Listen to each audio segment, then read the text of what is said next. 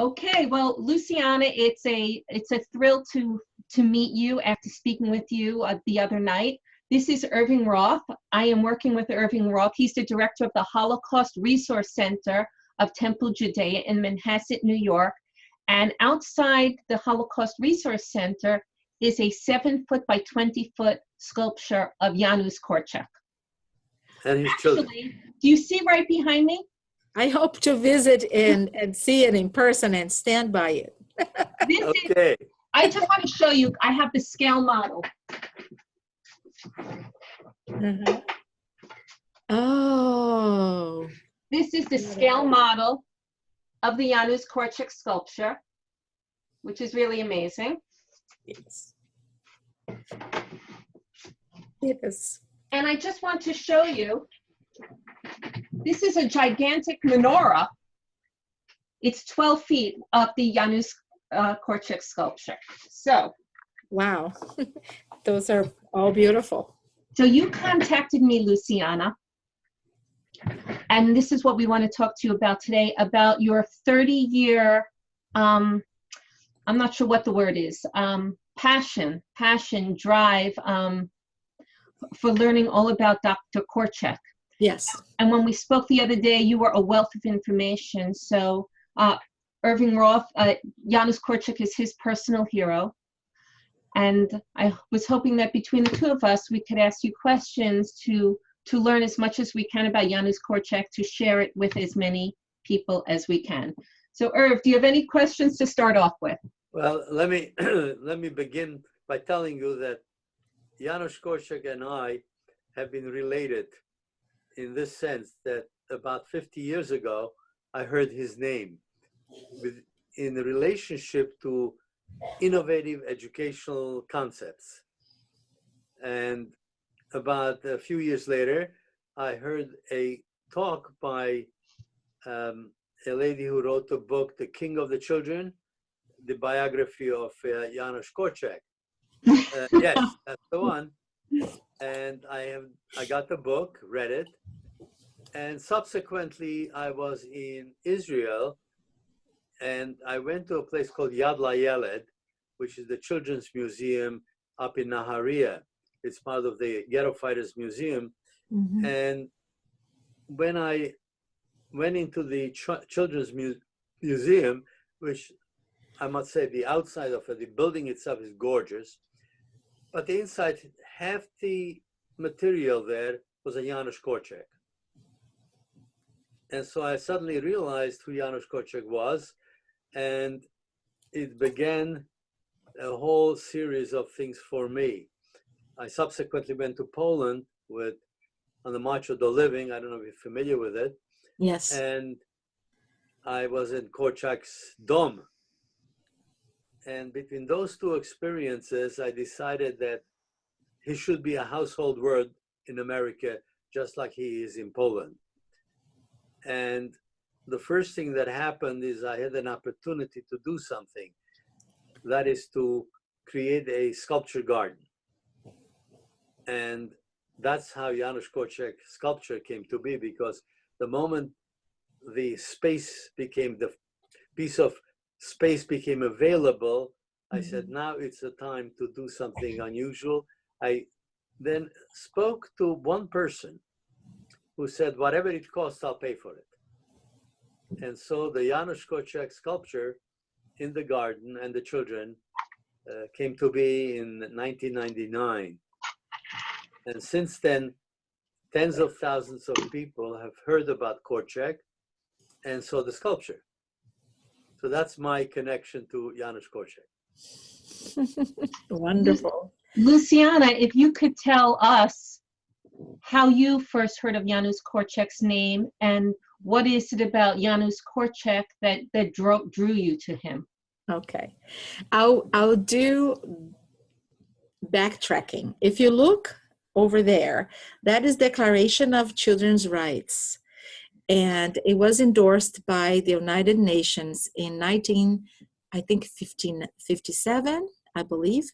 But it has been written by Dr. Korczak in 1929. He wrote the Declaration of Children's Rights. So I follow very closely Dr. Korczak's, not very closely because he was way ahead of us, but he is my compass as an educator and as a school psychologist. And anytime I miss the mark, he helps me orienting my efforts. I need at this time to invest my time, which I don't have, to learn more about Dr. Korczak. There is an enormous amount of work that is in Polish and needs to be translated. His thinking is way ahead of his time, and I attribute the fact that he is not well known because he is a radical defender of children's rights. He wants to empower children to be decision makers, and that is problematic.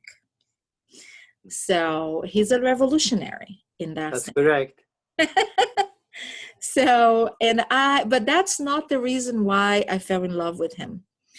I had a very harsh mother, intellectually driven, very demanding mother, and a very lenient, sometimes sweet dad. My dad was an orphan, and he was raised in an orphanage by Salesian priests who were playful guys that gave my dad a little bit of sweetness that he wouldn't have had. So one day I started reading. My mom gave me a book, and it was The Children's Rights to Respect, and another book that is When I Come Back as a Child. That's the title in Portuguese, about a teacher that wakes up and is a child, and how experiencing the educational scenario from the point of view of a child affected his practice. And I was 8 years old. I just read The Diary of Anne Frank, and it was translated into Portuguese, both. And I fell in love with Dr. Korczak. When I was 14 years old, I decided I wanted to work in orphanages. And I worked for a couple of years. And I worked in Brazil for many years in high poverty areas. Then the situation became very, very violent there. And my kids needed a safe place. And I immigrated to America, where I work as a school psychologist. But always that dream of going and strengthening my ties to Dr. Korczak. Last year, I sent a paper, the paper you read, to the conference that would happen in Warsaw.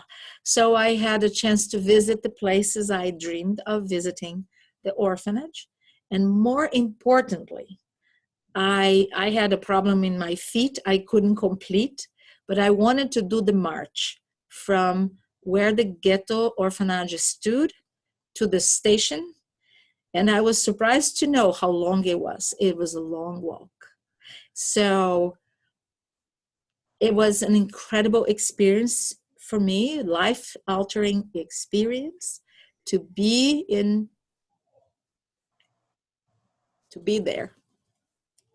So I want to be stronger and more efficient, disseminating the educational thinking of Dr. Korczak.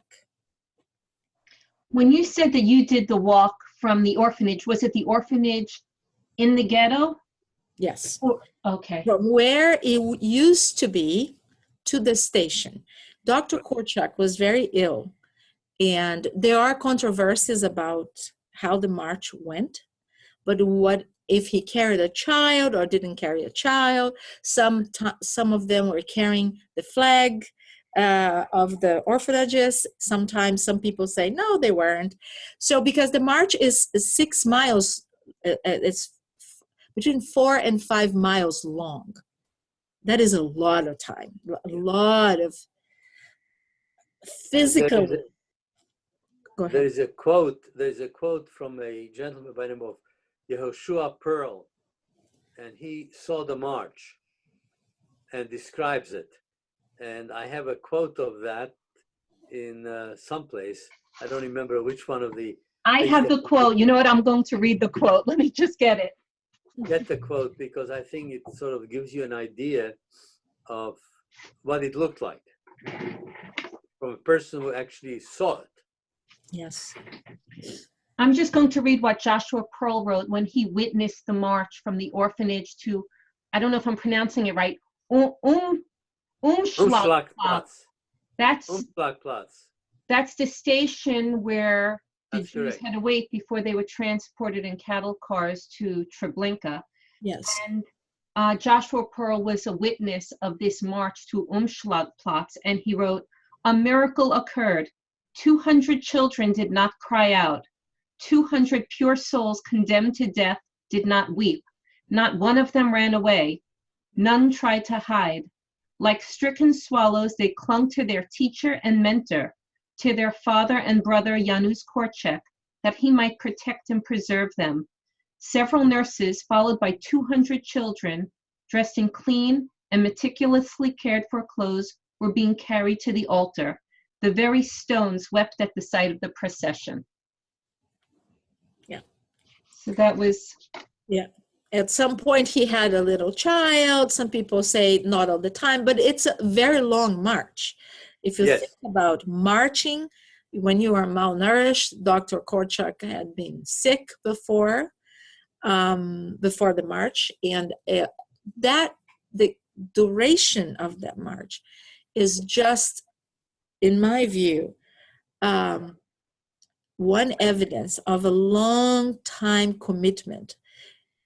From the simplest thing, for example, when he was writing with the kids on the board, there were kids and him on the board of the newspaper he had, and that was very successful and had many readers.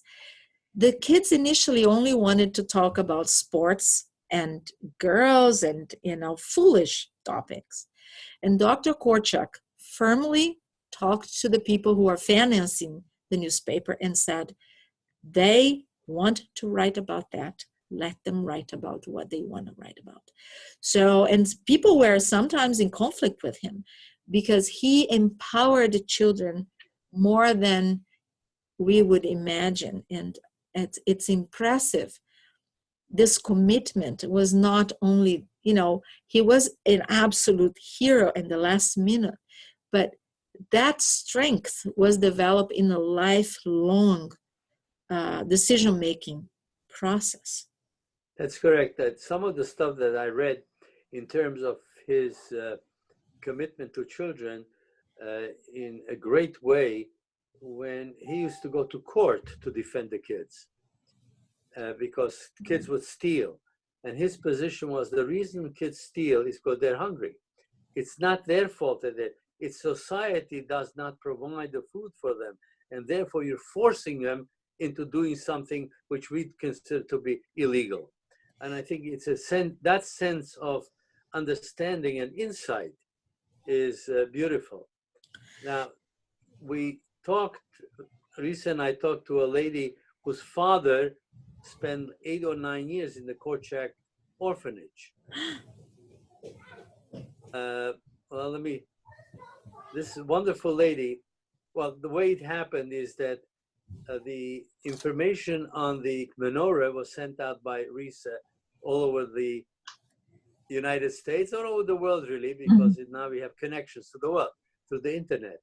And someone in California, I guess, or someplace, took that and resent it to a lady in Menlo Park, California, because she knew that her father was a Korczak child. And so we talked to her and got some information about the fact that before the children and Janusz Korczak from the ghetto, before they went into the ghetto, he called together about 20 kids, older ones between 16 and 20, I guess, of age, and told them, don't come to the ghetto with us. Go across the border to the Soviet Union. It's safer there, even though it may be more difficult. And these 19 or 20 people actually made it across the border into the Soviet Union, spent time in the Gulag, and all of them survived. And eventually they spread all over the world. And so one of the things that I want to do is get the names of the people, where they were, and see what's left of their information, and the children of these people. Maybe we can kind of get a full story of what happened to them, because I think it's very important, it's very critical to understand that he realized that things were very bad and saw a way out for some of the kids. Mm-hmm. So his concern about life, liberty, and pursuit of happiness was implanted in him and implanted into the kids. One of the comments that the lady from California made is that her father was his total behavior was that of Janusz Korczak. He mimicked gentle, understanding, It helpful. is.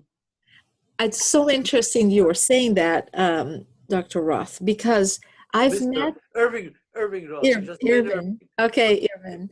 I've met a lady in Warsaw. She's a child psychologist. Her father is Korczak's child, and I hope I can give you his name. And she described a very similar perception.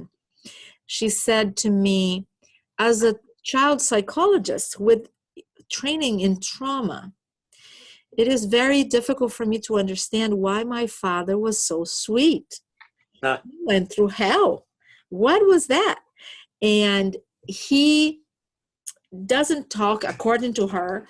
Her dad never spoke about Dr. Korczak until a certain event that I don't recall. And then he sat down and wrote. So there is some written material that you could have access to. Because Dr. Korczak was very productive.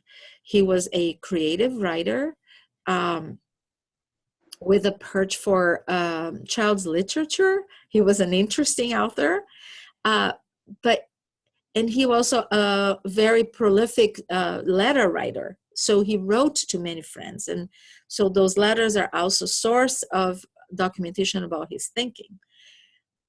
One of the sources that I think this memory of the Korczak's children will give us more information about the praxis, about the daily life of a child-centered educator.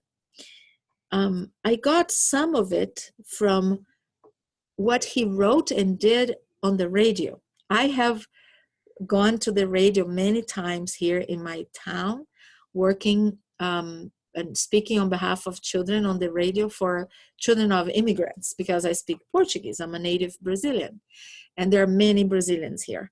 And my usage of the internet with parents of children in the spectrum of autism and other things is inspired by Dr. Korczak, who always said that the children need ambassadors of their needs, their perspective into the world. And he anticipated that the media would be a child-friendly medium to disseminate information, to advocate. So that's why he had a radio program, and some of his programs were transcribed.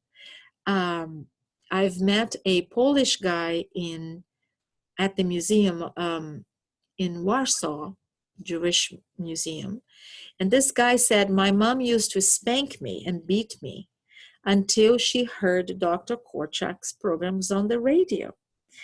And I owe this guy. So he goes to the museum to look for Dr. Korczak's picture and remember him with joy and gratitude. Absolutely. So, yeah, the impact of this child advocates need to occupy place in the media and disseminate. And so he was a pioneer in without a question. Of course, there's another piece to this which sort of also interests me. That's the fact that then Dr. Korczak at one point, after 1935 in Poland, there was a major change.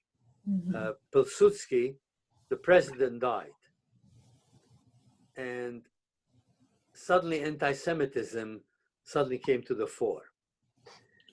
And as a result of it, very soon, they wouldn't let the two pieces really. One is he was not known as Dr. Korczak or Henry Goldschmidt on the radio, except as the old doctor. The old doctor. Why? The reason for it was because he was a Jew. And they weren't sure that anybody would pay attention to a Jew who will give Polish people some advice on how to bring up children. Because anti-Semitism, unfortunately, was there. Mm-hmm. And of course, after 1935, 37, I think, he was no longer on the radio because people found out he's a Jew and the radio station said no. So we have to understand that there's also this other aspect. Yet, at the same time, in 1937, he got the something Laurel Award for literature from the Polish government. It was the Polish Academy of Literature awarded Korczak the Golden Laurel, outstanding literary achievement. So you have the two pieces to it Yeah. going on at the same time, and that too we have to understand. That is, knowing and understanding Korczak and his life and his position gives you insight into the overall relationship between Poles and Jews as it changed, because up to 1935, when Pilsudski was the president, the Jews were in good shape. From 1921 or 22 to 1935, that was a very good period for Jews in Poland. Before 1920 or 21, it wasn't so good because there were some pogroms. Mm-hmm. And in a way, it was President Wilson that really helped the Jews of Poland to become integrated, because that was the condition of their independence, that they will have, that people who are not Poles will have rights. Oh, mm-hmm. Interesting. So those are kind of peripheral, but really central to understanding the relationship between Jews and the Polish people. Mm-hmm. I'm not Jewish, so, but I have 3 triplet girls who are. I told Risa yesterday, part of my ex-husband's family, he's Jewish. He was not raised Jewish, but he's biologically Jewish. And when I met him, he didn't have biological children. And part of his family was killed. They were from Russia. And we decided to try to have a child. And I said, well, at least some little Jewish children will be born. So it worked too well. And I have 3 little girls. We co-parent them, and they are being raised Jewish. How old are they? They are 8 years old. I was 50 when they were born. It's kind of I couldn't come up to the idea. It was a high-risk pregnancy, but when you have a multiple pregnancy, you cannot eliminate one of the babies until they are big. They're 12 weeks old. Right. So when it came to that point, you're very confused. And although I'm a very liberal in convictions in general, I couldn't do it. I said, nope, we're going to push forward. And I was very helped by a team of professionals. And here in the United States? Yes, they were born here in Boston. And I have 3 little girls, and they know of Dr. Korczak. And they didn't watch the movie. I think the movie is a little bit too much for them at this age. At this point. I would wait until they're about 11, 12 years old. Yes. But they know of Dr. Korczak because we do the meetings as Dr. Korczak oriented us to do. And I know I have to go. I was so interested. How much time do you have left, Luciana? I have perhaps 10 more minutes. Okay. I wanted us to go to think about what can we do to galvanize this encounter and make it having a greater impact. I love this sculpture. I can't wait to have it in my home.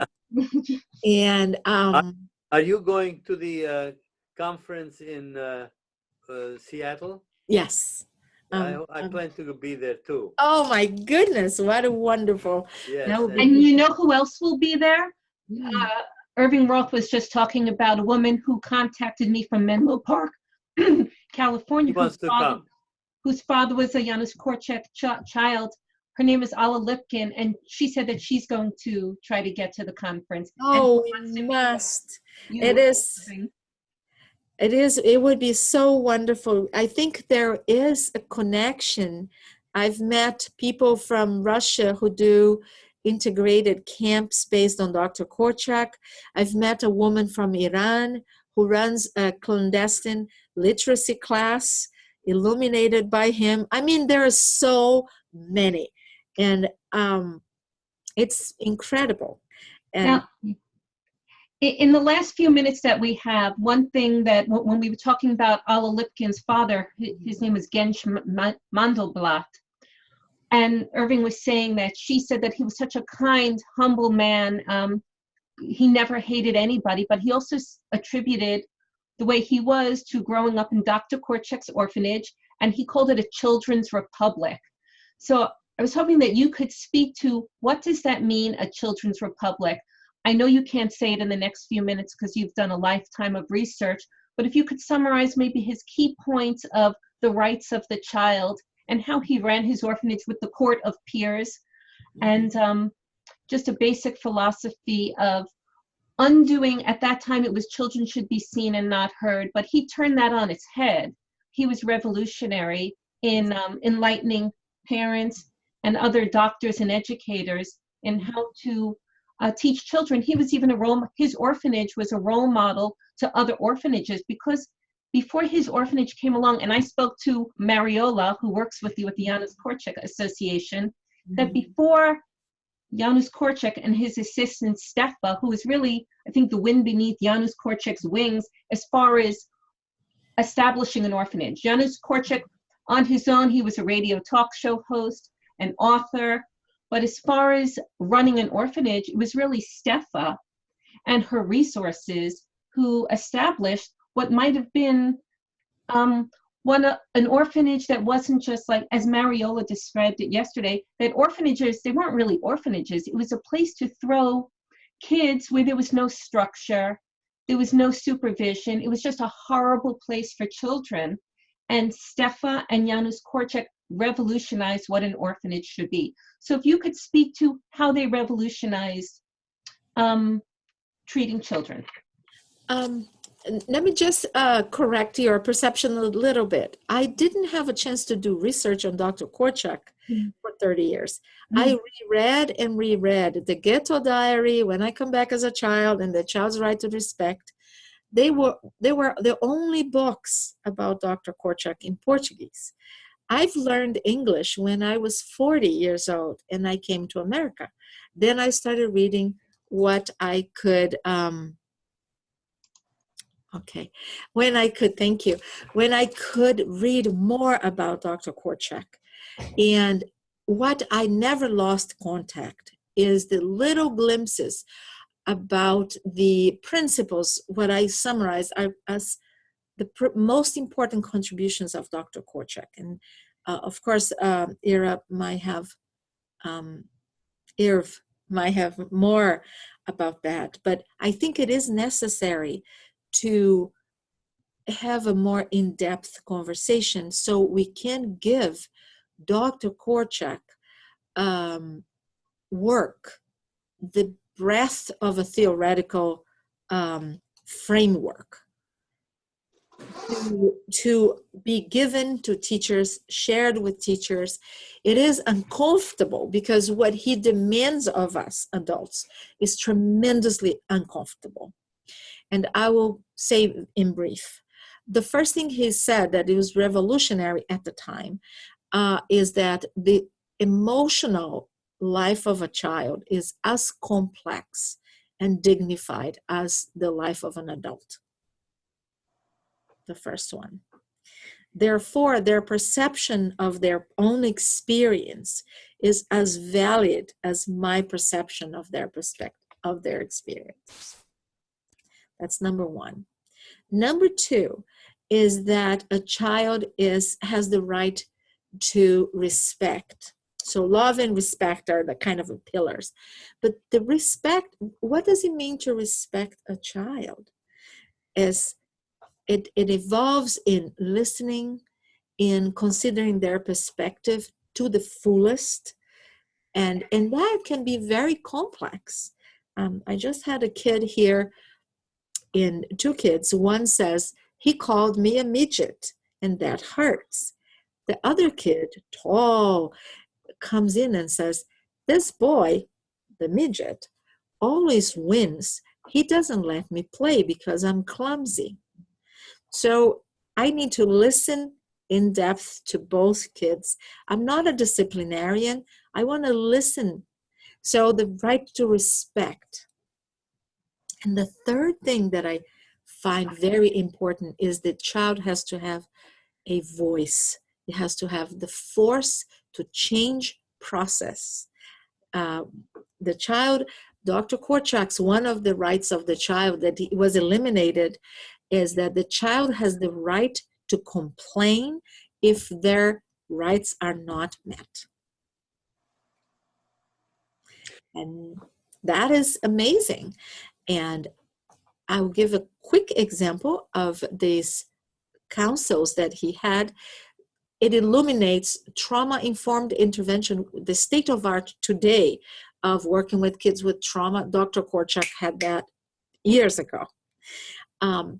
So I have triplets. And one thing that happens with my girls is one girl has a toy, loses the toy, the other one finds it and starts playing. The first one says, it is mine and I want it. So we had a long meeting based on Dr. Korczak's principles. And the solution was this. If a child loses an object, you will post on the refrigerator door. If the other child finds and it's been claimed as lost, the child who found will have the right to keep it for half an hour and then will be forced to return it. If it was not claimed as lost, the child will be able to play until the child wants to play and then give to the person who claims as the owner. After we decided on that, we had the need to mediate only one time. And I have triplets. There were many fights, timeouts, sit and reflect, write a paper, hug your sister, until I sat down and had what Dr. Korczak recommends as a civil way of listening to children and giving them the voice. I wasn't able to do that. That was their solution. It was not mine. I didn't propose that. Well, that's one of the major things that I found extremely interesting is that the moral and ethical standards were created by the children, that they had the right to make decisions. I think that concept is that he did not impose his will and his moral standards, but the standards came out of the kids. I think that's so fundamental, so revolutionary in many ways. The person who sort of, I think partially, it is a psychologist who died a number of years ago, Chaim Genat. I don't know if you're familiar with him. Love him. I've heard him. He was a pioneer of parent groups helping. Absolutely. Yes. Well, I have to explain my. How many more minutes do you have, Luciana? A few, but I need to listen to this. Well, now I'm working because Dr. Genat inspires any group work in school. So right. theoretically speaking. I found Chaim Genat's ideology. My wife was a nurse, an expert in nursery school, but not just an expert in writing, but in actually practice. She was a director of a nursery school and kindergarten. And the philosophy of Chaim Genat was really the basis, and as such, from Janusz Korczak. So the first time, as I mentioned before, the first time I hear Janusz Korczak is not because of what he did during the Shoah, during the Holocaust, but as an educator, as a revolutionary educator, And as I say, Chaim Ganat sort of took on some of the characteristics of that man.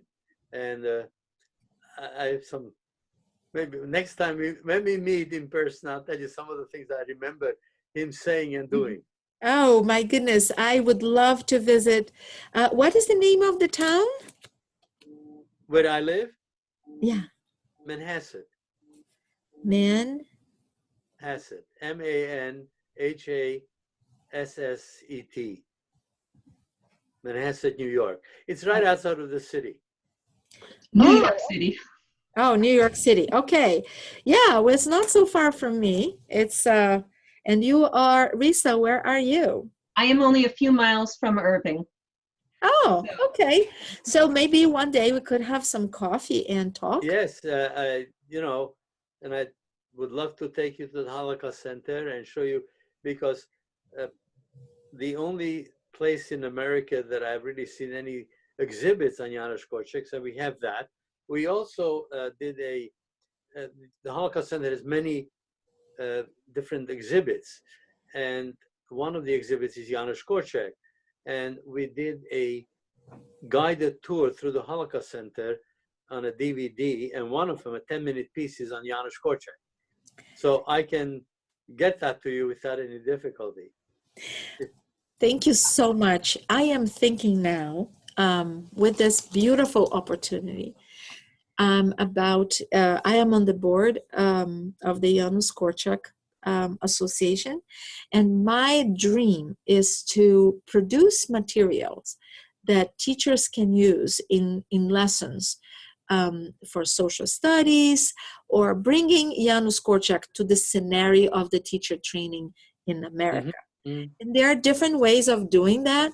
I am very interested in the theoretical architecture of Janusz Korczak as an educator, because it's brain informed, it is trauma informed, it is so current. We need him today. Desperately. We desperately need Dr. Korczak for environmental reasons. There is so much, and there is so much I don't know.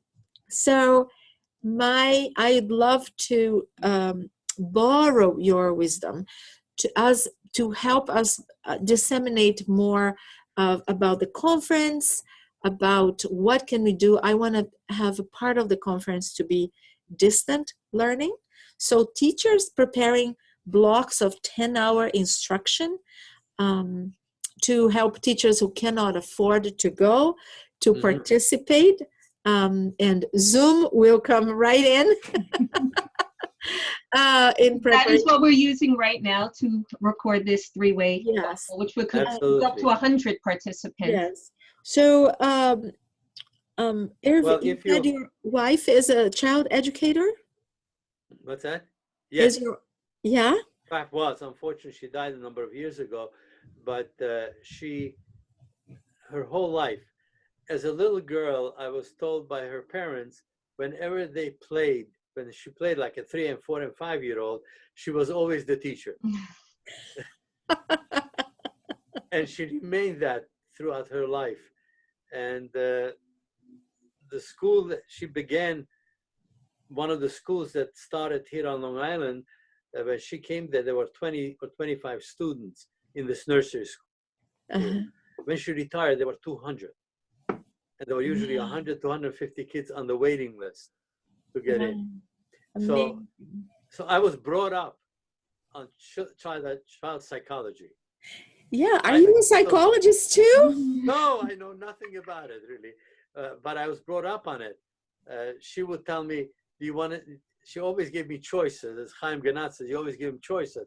It was, you can take out the garbage now, or you can take out later. It's not a question that I will or will not. I certainly will. It's just a question now or later. And so I observed and I lived through that. We were married for 57 years, so I was one of the experiments. Well, Luciana, good job. I'm sure this is going to be the first of many conversations that we have. I believe our visions are aligned in spreading the teaching methodologies of Dr. Korczak. At first, I I was talking with Irving about preparing educational materials to share with Hebrew schools throughout the country.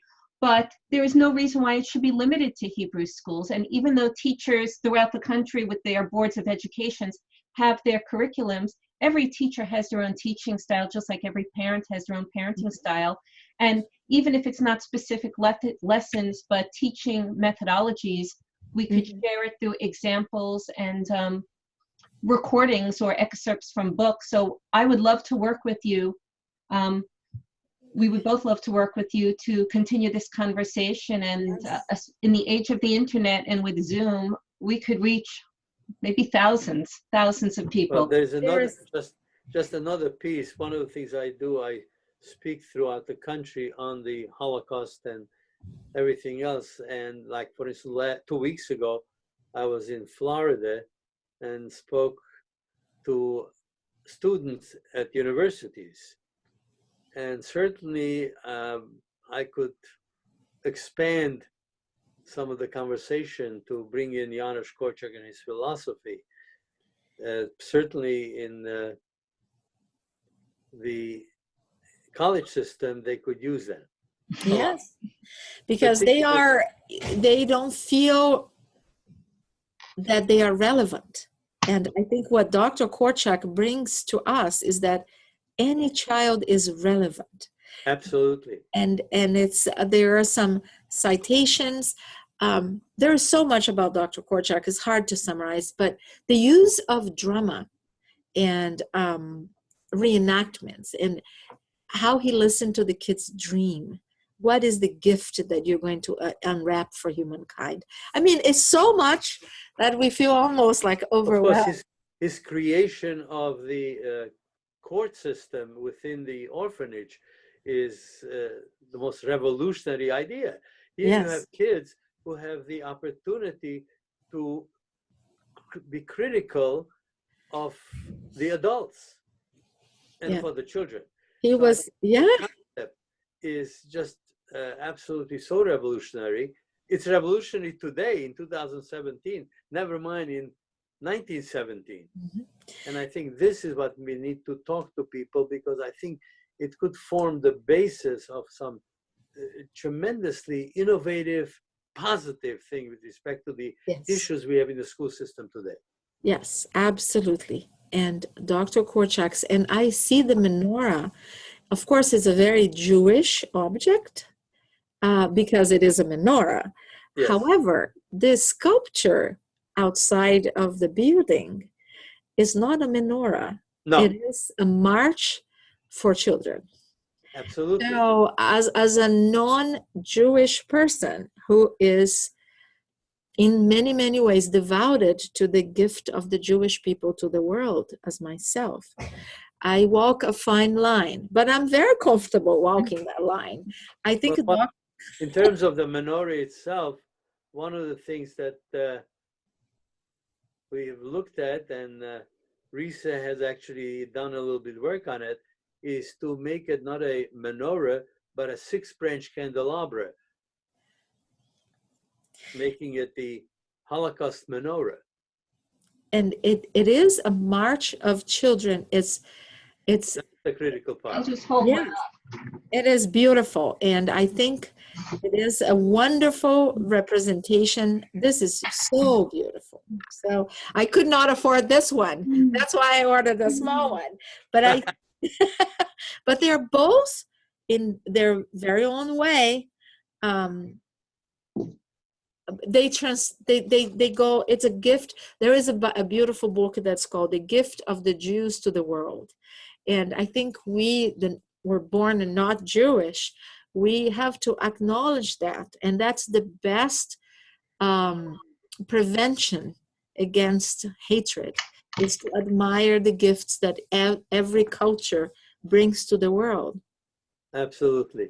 That we can talk about also, because not that I'm a student of, but I know the Old Testament reasonably well, particularly the first 5 books of Moses, as they're called. And the basic principles of humanity, the basic principle of the law, that is ensconced in there has to do with the fact that for people to be able to live in harmony. That's the essence of it. Wow. To live in harmony. Wonderful. So, it was great meeting you, and tell us when you'll be able to come down to New York, and we'll take you through the Holocaust Center, show you what we did and how we did it, and to continue, because I think there's a possibility of doing good stuff. Good, wonderful. And I see, like, Risa, you have a space where we could, as soon as we have even a simple product that teachers can buy, I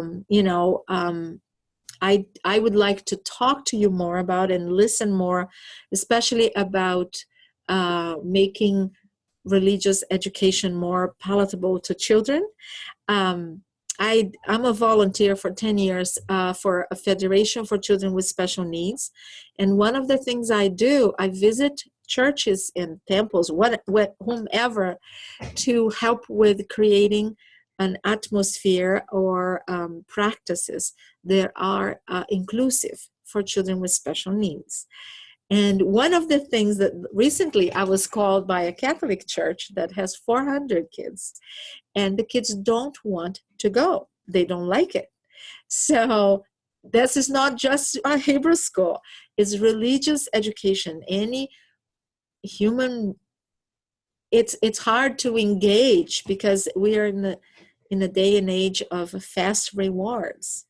And investing in religion or humanistic traditions is delaying gratification. It's hard. And well, in fact, for the past few years, I've been working on a document which Risa was kind enough to read and make some suggestions. The whole issue of children don't want to go to religious school, whether it's Catholic or Protestant or Jewish, they don't want to go. Why? It's boring. That's because we're teaching it the same way as it was taught 100 years ago, with absolutely no relationship. It has no relationship to the kids. Well, the stuff I've written so far has to do with how do you make it relevant? Because it has to be part of the child's life. If you don't experience, as Chaim Ganat used to say, it's experiential learning. And that is the essence of how we do it. And if we can connect the experience of the child to the education we're trying to put in there, it could really enhance to a great extent. Just one more comment. Many, many years ago, I could almost tell you how many years ago, almost 70 years ago, I heard a gentleman by the name of John Kilpatrick, who was a disciple of John Dewey's, that you don't teach anything new. You can't do that. You merely extend the experience you have had to ideas which are expanded on that base. So it always goes back to your experience. And I think I heard that as a lecture because my then girlfriend dragged me a Saturday night to a lecture. And so by osmosis, I have absorbed some of this, and then it stayed with me. You have a very porous skin. You absorbed a lot from her. So I will have a break between for the holidays. So Okay. there's a week there, and I would love to have your email because I think email is easier for us to find perhaps a common time. Right. I would be able to drive and visit, and we could have coffee. And yeah, well, if you have a pencil and paper, you can write it down.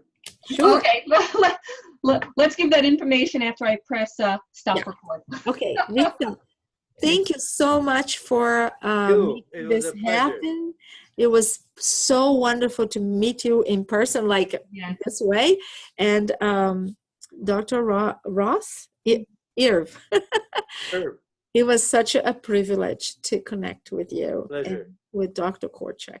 So Thank you very much. Luciana, I'm just going to press stop record so we could talk for a few more minutes. So thank you. Thank you for joining us. This is the beginning of a long relationship and learning a lot more from each other. So thank you. Absolutely. Looking forward to your visit.